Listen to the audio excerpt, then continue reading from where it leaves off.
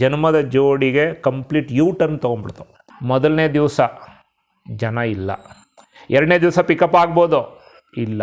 ಜೀವನ ಚೈತ್ರ ಸಿನಿಮಾ ಓಡ್ತಾ ಇರೋಂಥ ಒಂದು ಸಂದರ್ಭದಲ್ಲಿ ನಮ್ಮ ಪಕ್ಕದ ಥಿಯೇಟ್ರು ವುಡ್ಲ್ಯಾಂಡ್ಸ್ನಲ್ಲಿ ರಿಲೀಸ್ ಆಯ್ತದು. ಸಿನಿಮಾ ರಿಲೀಸ್ ಆದಾಗ ಆ ಸಿನಿಮಾನ ಜನ ತಗೊಳ್ಳಿಲ್ಲ.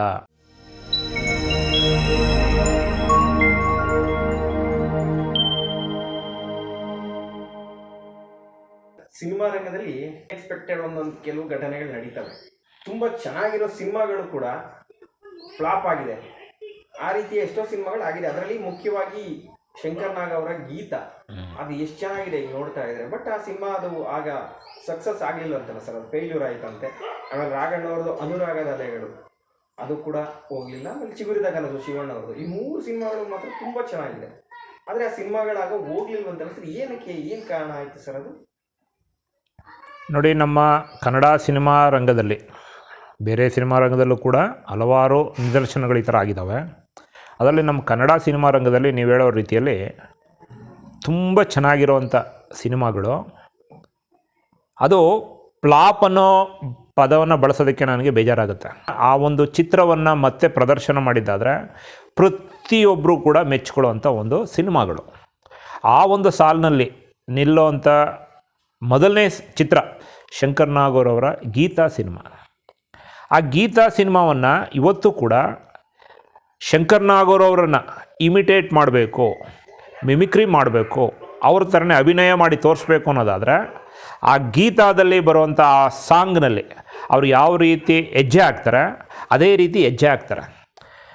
ಏನಾಗಿದೆ ಎತ್ತಾಗಿದೆ ಅನ್ನೋದು ಗೊತ್ತಿಲ್ಲ. ಇಳಯರಾಜರವರು ಕೊಟ್ಟಂಥ ಸಂಗೀತ ಇವತ್ತು ಕೂಡ ಯಾರೇ ಒಬ್ಬ ಅಭಿಮಾನಿ, ಯಾರೇ ಒಬ್ಬ ಸಂಗೀತ ಪ್ರೇಮಿ ಆ ಒಂದು ಸಾಂಗನ್ನು ಕೇಳ್ತಾ ಇದ್ದರೆ ಅವನಲ್ಲಿ ಏನೇ ಒಂದು ಕಷ್ಟ, ಏನೇ ಒಂದು ಆತಂಕ ಎಲ್ಲವೂ ಕೂಡ ನಿವಾರಣೆ ಆಗುವಂಥ ಒಂದು ಅದ್ಧೂರಿಯಾದಂಥ ಮೆಲೋಡಿಯ ಸಾಂಗ್ಸ್ ಇರುವಂಥ ಸಿನಿಮಾ. ಆ ಸಿನಿಮಾದಲ್ಲಿರುವಂಥ ಪ್ರತಿಯೊಂದು ಸಾಂಗು ಕೂಡ ಅಷ್ಟು ಚೆನ್ನಾಗಿ ಮೂಡಿ ಬಂದಿದೆ. ಜೊತೆಗೆ ಆ ಸಿನಿಮಾದಲ್ಲೇ ಶಂಕರ್ ನಾಗ್ ಅವರ ಅಭಿನಯ, ರಮೇಶ್ ಭಟ್ ಅವರ ಅಭಿನಯ, ಅದೇ ರೀತಿ ಆ ಸಿನಿಮಾ ಹೀರೋಯಿನ್ ಮಾಡಿದಂಥ ಒಂದು ಅಭಿನಯ ನಿಜವಾಗ್ಲೂ ಕೂಡ ಮನಕುಲುಕುವಂಥದ್ದು. ಸಾವುಕಾರ್ ಜಾನಕಿಯವರ ಆ ಒಂದು ಡಾಕ್ಟರ್ ಆಗಿ, ಆ ಹೀರೋಯಿನ್ ಅವರ ಅಮ್ಮನಾಗಿ ಅವರ ಅಭಿನಯ ಇದೆಯಲ್ಲ, ನಾನು ಆ ಸಿನಿಮಾ ಇವತ್ತು ಯಾವುದಾದ್ರು ಟಿ ವಿ ಚಾನಲಲ್ಲಿ ಬರ್ತಾಯಿತ್ತು ಅಂದರೆ ಬೇರೆ ಯಾವುದೇ ಒಂದು ಪ್ರೋಗ್ರಾಮ್ ಇದ್ದರೂ ಕೂಡ ಅದನ್ನು ಬಿಟ್ಟು ಆ ಸಿನಿಮಾವನ್ನು ವೀಕ್ಷಣೆ ಮಾಡ್ತೀನಿ. ಯಾಕಂದರೆ ಅಷ್ಟು ಮನಕುಲುಕುವಂಥ ಒಂದು ಸಿನಿಮಾ.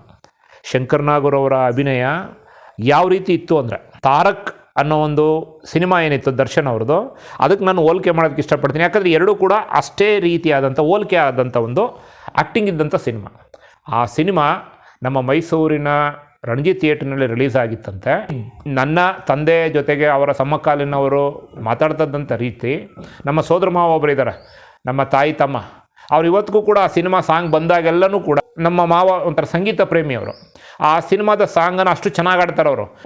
ಸಿನಿಮಾಗೆ ಜನನೇ ಬರಲಿಲ್ಲ. ಸಿನಿಮಾಗೆ ಜನನೇ ಬರಲಿಲ್ಲ ಅಂದ್ರೆ ಅರ್ಥ ಯಾತಕ್ಕೆ ಜನ ಬರಲಿಲ್ಲ ಅಂತ ಇವತ್ತಿಗೂ ಕೂಡ ತಲೆ ಕೆಡಿಸ್ಕೊಳಕ್ಕೆ ಹೋದರೆ ಅದಕ್ಕೆ ಉತ್ತರ ಇಲ್ಲ. ಅದು ಮರು ಪ್ರದರ್ಶನ ಆದಾಗ ಅದು ಓಡಿತ್ತು, ಇನ್ನೊಂದು ಮತ್ತೊಂದು ಅದು ಬೇರೆ ಮಾತು. ಬಟ್ ಸಿನಿಮಾ ರಿಲೀಸ್ ಆದಾಗ ಆ ಸಿನಿಮಾನ ಜನ ತಗೊಳ್ಳಿಲ್ಲ, ಸಿನಿಮಾ ಥಿಯೇಟ್ರಿಗೆ ಜನ ಬಂದು ನೋಡಲಿಲ್ಲ ಸರ್ ಅದನ್ನು. ಆ ಸಾಲಿನಲ್ಲಿ ಸೇರಿದಂಥ ಇನ್ನೊಂದು ಸಿನಿಮಾ, ಯಾಕಂದ್ರೆ ನನಗೆ ಆಗ ಬುದ್ಧಿ ಬಂದಂಥ ಸಂದರ್ಭದಲ್ಲಿ ಬಂದಂಥ ಸಿನಿಮಾ ನಮ್ಮ ರಾಘಣ್ಣನವರು, ರಾಘವೇಂದ್ರ ರಾಜ್ಕುಮಾರ್ ಅವರ ಅಭಿನಯದ ಅನುರಾಗದ ಅಲೆಗಳು. ಕಲಾ ಸಾಮ್ರಾಟ್ ಎಸ್ ನಾರಾಯಣರವರ ನಿರ್ದೇಶನದಲ್ಲಿ ಮೂಡಿ ಬಂದಂಥ ಚಿತ್ರ.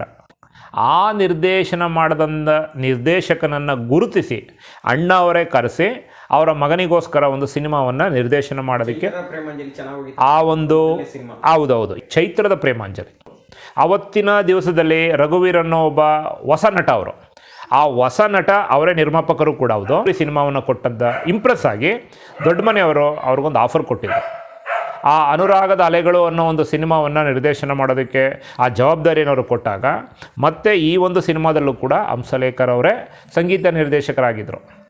ಇವತ್ತು ಆ ಗೀತಾ ಸಿನಿಮಾ ರೀತಿಯಲ್ಲೇ ಅನುರಾಗದ ಅಲೆಗಳಲ್ಲಿದ್ದಂಥ ಎಲ್ಲ ಸಾಂಗನ್ನು ಕೂಡ ಇವತ್ತು ಬೇಕಾದ್ರೆ ನೀವು ಕೇಳ್ಬೋದು, ಅಷ್ಟು ಅದ್ಭುತವಾಗಿ ಮೂಡಿ ಬಂದಿದೆ. ಅದು ಕಾಕತಾಳಿ ಅಂದರೆ ಏನಪ್ಪ ಅಂದರೆ, ಮೈಸೂರಿನ ಪ್ರತಿಷ್ಠಿತ ರಣಜಿ ಥಿಯೇಟ್ರ್ನಲ್ಲಿ ರಿಲೀಸ್ ಆಗಬೇಕಾಗಿರೋಂಥ ಆ ಸಿನಿಮಾ ಸಿನಿಮಾ ಡೇಟ್ ಹೊಂದಾಣಿಕೆ ಆಗದೆ ಬೇರೆ ನಮ್ಮ ರಂಜಿತ್ ಥಿಯೇಟ್ರಲ್ಲಿ ಬೇರೆ ಸಿನಿಮಾ ಜೀವನ ಚೈತ್ರ ಸಿನಿಮಾ ಓಡ್ತಾ ಇರೋಂಥ ಒಂದು ಸಂದರ್ಭದಲ್ಲಿ ನಮ್ಮ ಪಕ್ಕದ ಥಿಯೇಟ್ರು ವುಡ್ಲ್ಯಾಂಡ್ಸ್ನಲ್ಲಿ ರಿಲೀಸ್ ಆಯ್ತದು. ಅಲ್ಲೇ ಮೊದಲನೇ ದಿವಸ ಜನ ಇಲ್ಲ, ಎರಡನೇ ದಿವಸ ಪಿಕಪ್ ಆಗ್ಬೋದು, ಇಲ್ಲ, ಭಾನುವಾರ ದಿವಸನಾದ್ರೂ ಇಲ್ಲ. ಸಿನಿಮಾ ತುಂಬಾ ಚೆನ್ನಾಗಿ ಮೂಡಿ ಬಂದಿತ್ತು. ಅದರಲ್ಲಿ ರಾಘವೇಂದ್ರ ಅವರ ಅಭಿನಯ, ಆ ಹೀರೋಯಿನ್ ಮಾಡಿದಂಥ ಅಭಿನಯ, ಅದರಲ್ಲೂ ಕೂಡ ನಮ್ಮ ಡಾಕ್ಟರ್ ಪಾತ್ರದಲ್ಲಿ ದರ್ಶನ್ ಅವರ ತಂದೆ ತೂಗುದೀಪರವರು ಅಭಿನಯಿಸಿದರು. ತುಂಬ ಮನೋಜ್ಞವಾಗಿತ್ತು. ಅಶ್ವಥ್ ಅವರು ಹೃದಯ ಆಡಿತು ಸಿನಿಮಾ ಬಿಟ್ಟರೆ ಈ ಒಂದು ಸಿನಿಮಾದಲ್ಲಿ ಆ ರೀತಿಯಾದಂಥ ಮನಕುಲುಕುವಂಥ ನಮ್ಮ ಅಭಿಮಾನಿಗಳಿಗೆ ಏನೂ ಇವತ್ತಿಗೂ ಕೂಡ ರೀಸನ್ ಸಿಕ್ಕಲಿಲ್ಲ. ಆ ಸಿನಿಮಾ ಕೂಡ ಅಂದ್ಕೊಂಡಷ್ಟು ಚೆನ್ನಾಗಿ ಓದಲಿಲ್ಲ. ಆ ರೀತಿ ಇರೋಂಥ ಸಿನಿಮಾನೇ ಜನ ತಗೊಳ್ಳಿಲ್ಲ ಅಂದರೆ ಇನ್ನು ಯಾವ ರೀತಿ ಸಿನಿಮಾ ನಿರ್ದೇಶನ ಮಾಡಬೇಕು, ಯಾವ ಸಿನಿಮಾಗೆ ಬಂಡವಾಳ ಹಾಕಬೇಕು, ಇದು ಕೂಡ ಒಂದು ಪ್ರಶ್ನಾರ್ಥಕವಾಗಿ ಉಳಿದ್ಬಿಟ್ಟಿರುತ್ತೆ. ಅದು ನಿರ್ದೇಶಕರಿಗಾಗಿರ್ಬೋದು, ಅದೇ ರೀತಿ ಪ್ರೊಡ್ಯೂಸರ್ಗಳಿಗಾಗಿರ್ಬೋದು. ಇನ್ನು ಹೀರೋಗಳ ಮೇಲಂತೂ ಇನ್ನು ಹೇಳೋಂಗೇ ಇಲ್ಲ. ಬಿಡಪ್ಪ ಒಂದು 2-3 ಸಿನಿಮಾ ಫ್ಲಾಪ್ ಆಗಿದೆ, ಇನ್ಯಾರು ನೋಡೋರು, ಈ ರೀತಿ ಮನೋಭಾವ ಬಂದ್ಬಿಡುತ್ತೆ ಜನಕ್ಕೆ. ಇದೇ ಸಾಲಿನಲ್ಲಿ ನಿಲ್ಲುವಂಥ ಇನ್ನೊಂದು ಸಿನಿಮಾ ನನಗೆ ಗೊತ್ತಿರೋದು ನಮ್ಮ ಶಿವಣ್ಣವರು, ಶಿವರಾಜ್ ಕುಮಾರ್ ಅವರ ಅಭಿನಯದ ಚಿಗುರಿದ ಕನಸು. ಆ ಚಿಗುರಿದ ಕನಸು ಅನ್ನೋ ಒಂದು ಸಿನಿಮಾಗೆ ಎಷ್ಟು ಹೈಪ್ ಕ್ರಿಯೇಟ್ ಆಗಿತ್ತು ಅನ್ನೋದಕ್ಕೆ ಜನ್ಮದ ಜೋಡಿ ನಿಮಗೆಲ್ಲ ಗೊತ್ತೋ. ಆ ರೀತಿಯಾದಂಥ ಒಂದು ವರ್ಷ ಪ್ರದರ್ಶನ ಕಂಡಂಥ ಚಿತ್ರ. ಆ ಒಂದು ಚಿತ್ರದ ಹೀರೋ ಈ ಒಂದು ಚಿತ್ರದಲ್ಲೂ, ಅಲ್ಲಿ ಸಂಗೀತ ನಿರ್ದೇಶನ ಕೊಟ್ಟಂಥ ವಿ ಮನೋಹರ್ ಅವರು ಈ ಒಂದು ಚಿತ್ರದಲ್ಲಿದ್ದರು. TS ನಾಗಾಭರಣರವರು ಈ ಚಿತ್ರದ ನಿರ್ದೇಶಕರಾಗಿದ್ದರು. ಆ ಚಿತ್ರದಲ್ಲಿ ನಿಜವಾಗ್ಲೂ ಕೂಡ ಸಾಂಗ್ಗಳು ಬ್ಯೂಟಿಫುಲ್ ಆಗಿತ್ತು. ಆ ಫೋಟೋಗ್ರಫಿ, ಸಿನಿಮಾಟೋಗ್ರಫಿ, ಆ ಒಂದು ಸಾಹಿತ್ಯ ಜೊತೆಗೆ ಸಂದೇಶ ಅದ್ದೂರಿಯಾಗಿ ಬಂದಂಥ ಆ ಒಂದು ಸಿನಿಮಾವನ್ನು ಯಾವ ಜನ್ಮದ ಜೋಡಿಗೆ ನಾವು ಹೋಲಿಕೆ ಮಾಡೋಕ್ಕೆ ಹೋಗ್ತೀವಿ ಅಂದ್ರೆ ಅರ್ಥ, ಆ ಒಂದು ಚಿತ್ರ ಜನ್ಮದ ಜೋಡಿಗೆ ಕಂಪ್ಲೀಟ್ ಯೂ ಟರ್ನ್ ತೊಗೊಂಡ್ಬಿಡ್ತು. ಅಂದುಕೊಂಡದ್ದೇ ಒಂದು, ನಡೆದದ್ದೇ ಒಂದು ಅಂತಾರಲ್ಲ, ಆ ರೀತಿ ಆಗಿಬಿಡ್ತು. ಇನ್ನೂ ದುರಂತ ಹೇಳಬೇಕು ಅಂದರೆ ನಮ್ಮ ಶಿವಣ್ಣವರು, ಶಿವರಾಜ್ ಕುಮಾರ್ ಅವರ ಅಭಿನಯಕ್ಕೆ ಪಾರ್ಥಮ್ಮ ರಾಜ್ಕುಮಾರ್ ಅವರು ಪ್ರೊಡ್ಯೂಸ್ ಮಾಡಿದಂಥ ಕಡೆಯ ಚಿತ್ರ ಕೂಡ ಅದೇ ಆಗೋಯ್ತು.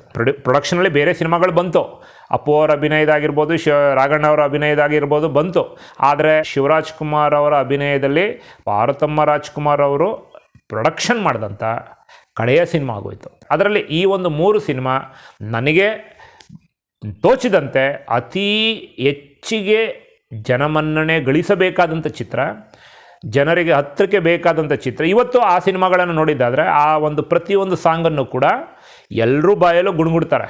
ಆದರೆ ಯಾಕೆ ಆ ಸಿನಿಮಾ ಓಡಲಿಲ್ಲ ಇವತ್ತಿಗೂ ಕೂಡ ಅದು ಪ್ರಶ್ನಾರ್ಥಕವಾಗಿ ಉಳಿದಿದೆ ಸರ್. ಅದು